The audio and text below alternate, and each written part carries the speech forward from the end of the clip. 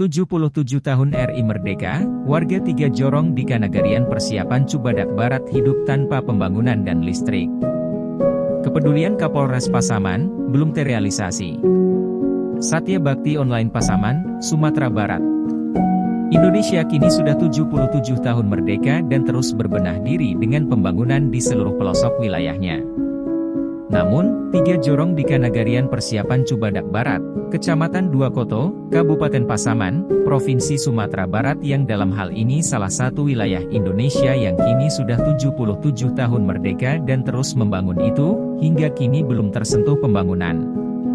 Alhasil, warga masyarakat yang bermukim di Tiga Jorong di Kanagarian persiapan Cubadak Barat, Kecamatan Dua Koto, Kabupaten Pasaman, Provinsi Sumatera Barat itu, hingga kini hidup layaknya di wilayah yang masih terjajah.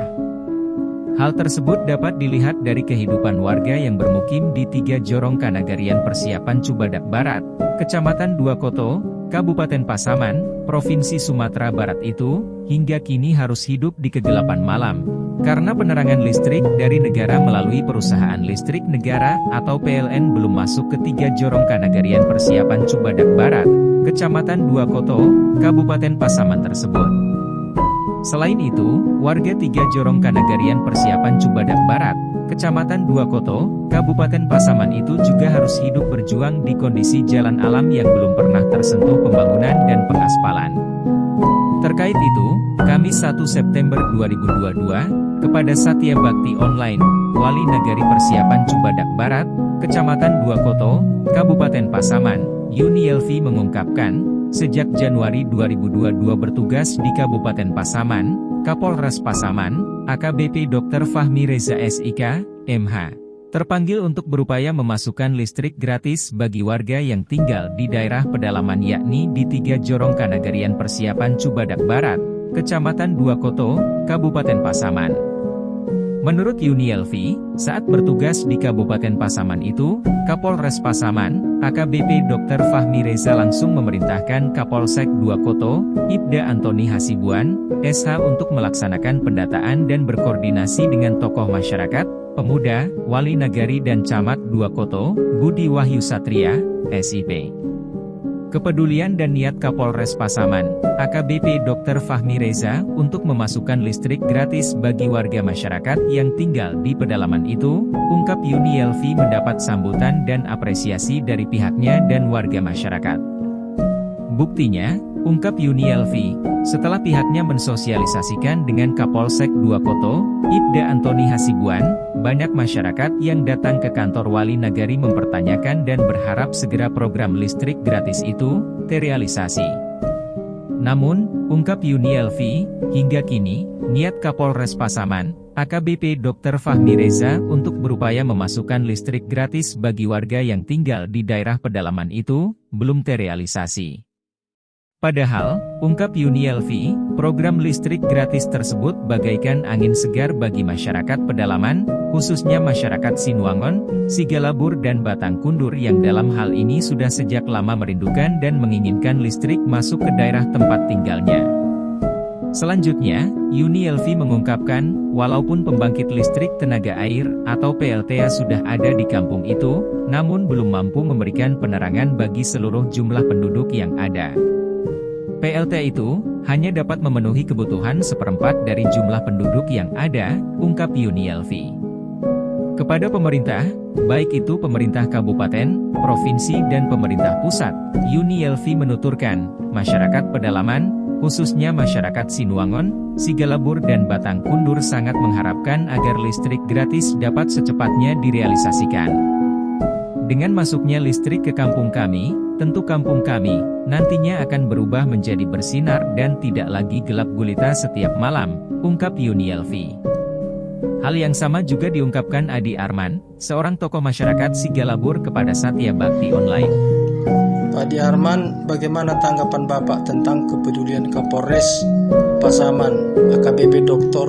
Fahmi Reza SIK MH, untuk memasukkan listrik ke desa pedalaman? Ya, terima kasih atas pertanyaannya Pak. Saya Adi Arman, salah satu tokoh masyarakat dari Sigalabur. Tanggapan saya tentang kepedulian kepedulian Bapak Kapolres Pasaman tentang pemasukan listrik ke pedesaan termasuk Sigalabur, Sinuangon, dan Batang Kundur sampai saat ini belum ada realisasi. Kemudian saya sangat mengharapkan untuk pemasukan listrik desa tersebut ke tiga kampung tersebut dari sektor manapun, baik itu dari pemerintahan ataupun dari perusahaan. Itu harapan saya, Pak. Iya. Selain itu, Yuni Elvi juga mengungkapkan, ketiga kejorongan tersebut merupakan wilayah kampung di Kabupaten Pasaman yang letaknya di pedalaman dan terisolir. Menurut Yuni Elvi, hingga kini, akses jalan masuk ke wilayah kampung di kejorongan tersebut sungguh sangat memprihatinkan. Terkait kondisi jalan masuk dan di wilayah kampung di kejorongan tersebut, Yuni Elvi mengungkapkan, kondisi jalannya sebagaimana dengan kondisi alam dan hanya dapat dilalui kendaraan roda 2 serta belum pernah tersentuh pembangunan dan pengaspalan dari pemerintah. Padahal, Indonesia, negara kita ini sudah 77 tahun merdeka, ungkap Yuni Elvi. Menurut Yuni Elvi, pembangunan jalan dimaksudkan untuk mempermudah akses masyarakat, baik yang datang maupun yang akan bepergian. Selain itu, pembangunan jalan juga dimaksudkan untuk meningkatkan perekonomian mereka, pungkas Yuni Elvi. Namun, wilayah kampung pedalaman yang hingga kini belum tersentuh pembangunan dan belum ada penerangan listrik itu, masyarakatnya dapat berkomunikasi dengan telepon seluler atau handphone dan memasang wifi. Hal yang sama juga diungkapkan Adi Arman, seorang tokoh masyarakat Sigalabur kepada Satya Bakti Online. Berikut pernyataan Adi Arman kepada Satya Bakti Online terkait kondisi jalan. Selain listrik, kira-kira Pak, apalagi harapan lain Pak? Tak seperti jalan. Iya, jalan. Akses jalan itu sangat penting. Salah satunya pembangunan jalan itu meningkatkan perekonomian masyarakat. Sampai saat ini jalan ke Sigalabur, Sinuangon, dan Batang Kundur itu baru dilalui oleh roda 2, belum bisa dilalui roda 4. Sedangkan jalannya tersebut pun sangat susah dan sulit, apalagi musim hujan saat sekarang ini. Iya Pak, ya. Itu aja Pak Adi Arman, terima kasih banyak.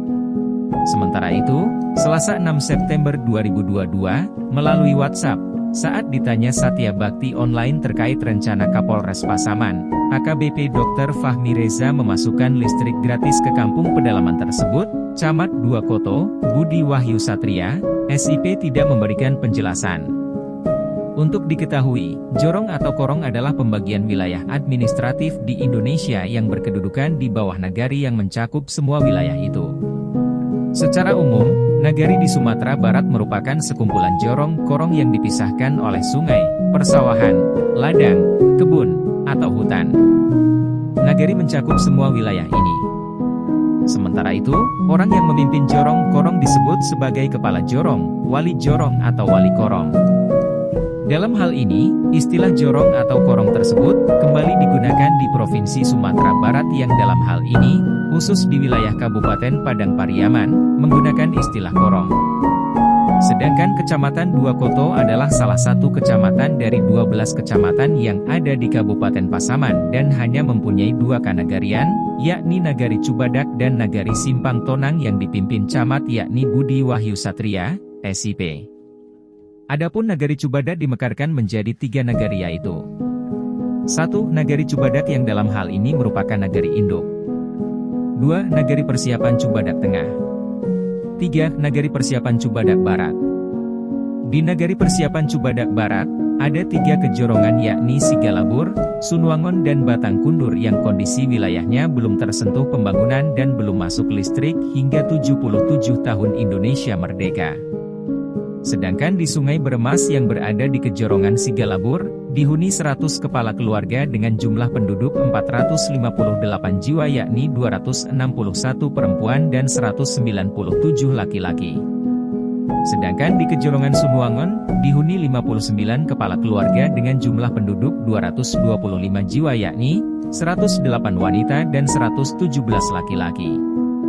Selanjutnya, di kejorongan Batang Kundur, dihuni 60 kepala keluarga dengan jumlah penduduk 256 jiwa yakni 127 perempuan dan 119 laki-laki. Adapun seluruh warga yang tinggal di ketiga jorong tersebut, pada umumnya merupakan masyarakat petani. Sedangkan di Kejorongan Batang Kundur, 2 orang bekerja sebagai guru berstatus aparatur sipil negara atau ASN dan di Kejorongan Sinuangon, ada 1-2 orang bekerja sebagai guru berstatus ASN. Sementara itu, jarak tempuh dari kantor Kenagarian Persiapan Cubadak Barat yang berada di Silang 4 menuju ke Kejorongan Batang Kundur, sejauh 22,5 km. Sedangkan jarak tempuh dari kantor Kenagarian Persiapan Cubadak Barat yang berada di Silang 4 menuju ke Kejorongan Sinuangon sejauh 20 km.